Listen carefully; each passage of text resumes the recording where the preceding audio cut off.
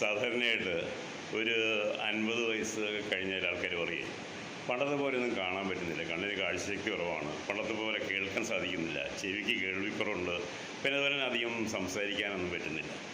അപ്പോൾ അതൊക്കെ എനിക്ക് തോന്നുന്നു ഒരു പ്രായമൊക്കെ കഴിയുമ്പോൾ ദൈവം അങ്ങനെയൊക്കെ വരുത്തിയിരിക്കുന്നത് അല്ലേ. നമ്മൾ നല്ല പ്രായത്തിൽ കാണാൻ കൊള്ളാവുന്നതും കാണാൻ കൊള്ളില്ലാത്തതുമായ ഒരുപാട് കാര്യങ്ങളൊക്കെ നമ്മൾ കണ്ടിട്ടുണ്ട്. കേൾക്കാൻ പാടില്ലാത്തതും കേൾക്കാൻ എന്താ പറയുക ശരിയില്ലാത്ത ഒരുപാട് വിശേഷങ്ങളൊക്കെ നമ്മൾ കേട്ടിട്ടുണ്ട്. ഒരുപാട് കാര്യങ്ങൾ അനാവശ്യമായ കാര്യങ്ങൾ നമ്മൾ പറഞ്ഞിട്ടുണ്ട്.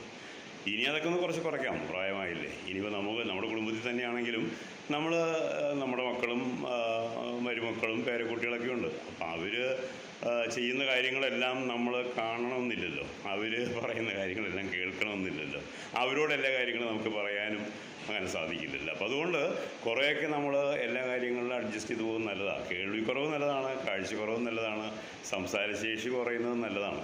അപ്പോൾ അതുകൊണ്ട് ആ ഒരു രീതിയിലാണെങ്കിൽ വളരെ സന്തോഷകരമായ രീതിയിൽ നമുക്ക് ജീവിതം മുന്നോട്ട് കൊണ്ടുപോകാനായിട്ട് സാധിക്കും. എന്താ നിങ്ങളുടെ അഭിപ്രായം? ശരിയാണോ?